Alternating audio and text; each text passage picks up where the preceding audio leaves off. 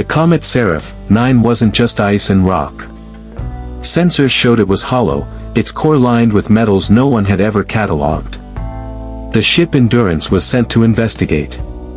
Its crew of 5, scientists, not soldiers, were used to oddities, but this was different. The comet drifted out beyond Neptune, moving against the sun's gravity as if piloted by an invisible hand. Dr. Amira Solis, astrophysicist, had studied rogue objects all her life. She had grown up on stories of her father's generation, the first warp explorers, and wanted one day to leave the solar system. Seraph 9 felt like an invitation. The Endurance matched velocity and latched onto the comet. A shaft opened in the ice like a mouth. Inside, a tunnel of black crystal that swallowed their lights. Amira led the way, mag boots scraping on glassy floors. Her breath fogged her visor.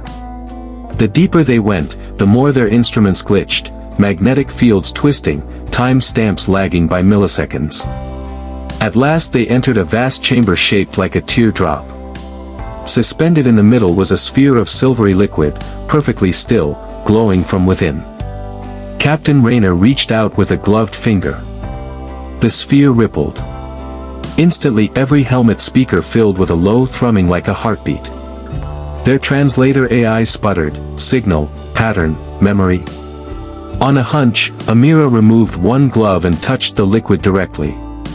A rush of images slammed into her mind, a civilization of winged beings made of ionized gas, fleeing a collapsing dimension, their ships burned to nothing, only this vault surviving, carrying their seed across universes until someone could open it. Over the next hours the sphere began to extrude filaments of light toward Amira alone, ignoring the rest of the crew. It was trying to sync with her neural patterns. She realized her rare neuroimplant, an experimental quantum translator, made her the only compatible host. But every contact left her weaker. Her vision blurred, her pulse raced. The alien seed wasn't malicious, but it was vast, trying to pour itself into her small human brain. She could feel its fear, a million sleeping minds adrift in the dark. The captain argued for leaving immediately. "We can't risk contamination." Amira refused. "If we go now, they die. They've been waiting centuries for someone to listen." While they debated, a dark shape appeared on the ship's long-range scopes, a Black Ops drone from Earth's Defense Directorate. The government had been tracking the comet, planning to destroy or capture it. It would arrive in hours. Amira and her crewmate Juno hatched a desperate plan. They would detach the Endurance and tow the comet into a solar slingshot trajectory, flinging it out of the system before the drone arrived. But the comet's mass was enormous. Only by activating its hidden engines, the same alien technology that let it defy gravity, could they move it. The alien seed sent impressions into Amira's mind. A control lattice buried under the ice, responsive only to harmonics, not physical switches. She had to sing the pattern using her neural implant. Amira descended alone into the lowest chamber where crystalline pylons encircled a dark core. She pressed her palms to them. Her implant amplified her brainwaves into soundless vibrations. The comet trembled. Outside, the drone fired a kinetic warhead. Juno piloted the Endurance between it and the comet, taking the hit and crippling the ship but buying Amira seconds. In the chamber the alien seed merged fully with Amira for a heartbeat, no barriers, no separation.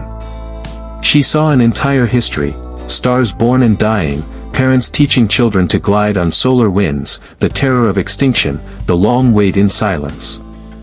She whispered aloud, "You're not alone anymore." The pylons flared. The comet's core ignited like a second sun. Massive crystalline sails unfolded from its surface, shimmering with radiation. It accelerated away from the drone, dragging the Endurance in its wake. When Amira awoke she was back aboard the Endurance, weak but alive. The alien seed had pulled itself out of her, leaving behind only an echo, a quiet presence at the edge of her thoughts. Seraph 9 had become a living ship once again, carrying its passengers into deep interstellar space. The Defense Directorate called it a catastrophic loss. Amira called it a beginning. She requested to go with the Comet. Juno, wounded but alive, volunteered as pilot. Together they rode with the alien minds into the void, heading toward a starless gulf where a new home might be built. Epilogue: The Silent Comet Speaks. Months later, distant observatories recorded an impossible transmission from beyond the heliopause, a chorus of voices in perfect harmony, part human, part something else, saying only, "We are awake." On a hidden deck of the Comet, Amira stood at a viewport of living crystal. Around her flickered ghostly wings of ionized gas, the first Nyrian children stirring in their incubation fields. She felt their gratitude, their wonder. And she smiled, because for the first time she wasn't just a scientist looking out at the universe. She was part of a migration older than stars.